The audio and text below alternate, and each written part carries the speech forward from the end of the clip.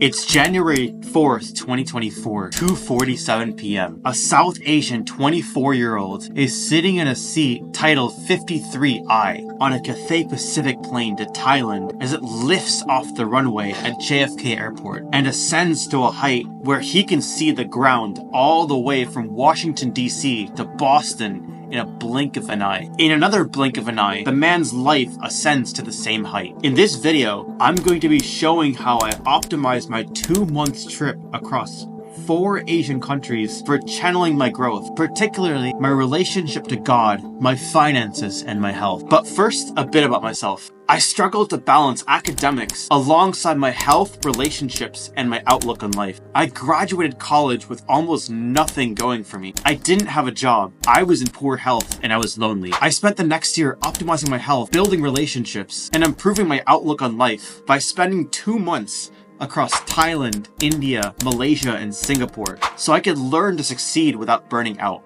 And I'm bringing you on my journey. If travel and self-growth resonates with you, press the subscribe button below. So how did travel influence my self-growth journey? How did I use a trip which is meant to be viewed as kind of like a way to turn off your brain, as a way to actually level up my life? Well, I didn't travel for the sake of just traveling. And I mean, obviously I had fun, but I didn't go for the sake of just having fun. I had reasons to go to Southeast and South Asia. So I get seasonal depression, especially during the winter, and it's just really hard for me to function despite being on antidepressants. But when I'm in tropical countries with an abundant amount of sunshine, I do pretty well. I also am working on a family business for selling fragrances, particularly like infusing my culture with Middle Eastern culture by creating an oud and sandalwood fragrance. And there are a lot of oud and sandalwood sources in these countries. I'm also very interested in public health and learning about the different health systems across various countries. I have a huge disdain towards American healthcare. Like, I really hate how insurance works in this country.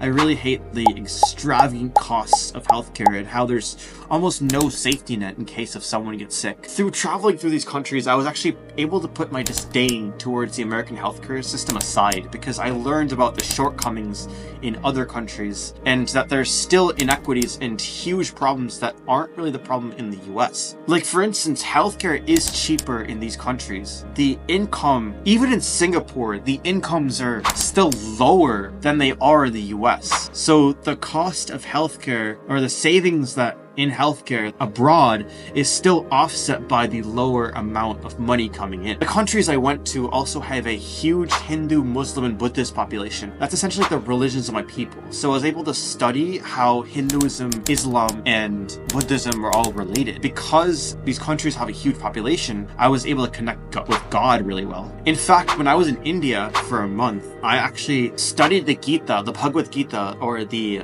holy book of Hinduism, with my family. And I was also able to go to popular places of worship in these countries. I'm not talking about the temple in Amritsar, which is like, you know, a big tourist destination. I'm talking about popular for locals in Mumbai. I was able to really learn how Hinduism is practiced in my home country, or my country of origin. And the most important thing, I was able to save money because I was out of a job and $20,000 in debt. So I needed to save money. And these countries were a lot cheaper to live in compared to the US. And I'm not trying to be a NEET at my parents' place. So if I'm going to be alone and really focused on myself or connecting with extended family, I'm going to be abroad where it's cheaper and I'm still able to get a place where I have space to myself to explore myself. The next thing is to learn how to travel on a budget. And the biggest thing, if you want to leverage travel for yourself, is to stay away from tourist traps and live local. Like, look for countries that are cheaper to stay. And basically Thailand, India, and Malaysia. I mean, Singapore's a little bit more expensive, but it's still cheaper than the US. But especially Thailand, India, and Malaysia are all very cheap to live in. Especially if you get like local food where you can get like a 2-course meal for like under $1. You also don't want to spend money on anything that doesn't fulfill your purpose. So you're not going to be going on like extravagant road trips. You're not going to be spending money on tourist trap restaurants, right? You're going to be spending money on things that you need to be doing for your self-growth, but you're just going to be doing these things in a different country. So whether that be a gym membership, a boxing gym like Muay Thai, whether that be a fragrance supplier for your business, these things should all be worthwhile, and they're usually cheaper abroad. And you want to leverage these countries to stock up on essential items. You do not need to panic over toilet paper. For instance, clothes are a lot cheaper in Asian countries. I used this time to stock up on like clothing that I would be spending here, but I was able to get a lot more because of the fact that it's infinitely cheaper. I also saved money because I did an intermittent fast. It's good for wallet, but especially good for health. In Thailand, I fasted throughout the day and I focus on low carb foods, which are actually cheaper. Like, surprisingly, meat is cheaper than like carb dense foods abroad.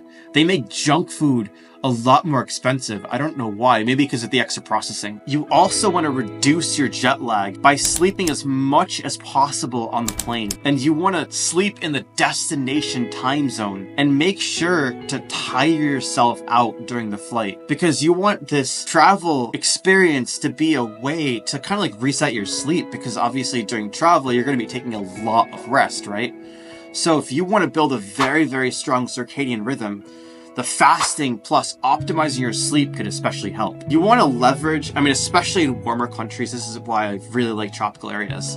You want to leverage this time to do a lot of physical activity. Now, I didn't do this because of extreme budgeting, but if you go to Thailand, I know Muay Thai is very popular. I personally embrace the heat by swimming outdoors, which is like getting my vitamin D while also getting my cardio in. You also want to meditate in places of interest. For instance, I would go to a lot of wats in Thailand, or even like the beach or a popular river, and I would just pray. I would try to focus on my consciousness and the fact that I'm in the present. I'm in a different country and I'm soaking in every single moment. Despite being broke, this actually helped my mental health. And I feel like the growth that I underwent during this time really helped channel my energy into making this YouTube channel and bringing you along with my journey. So if you're curious about purposeful travel and how it can influence your journey, subscribe, like, and share below.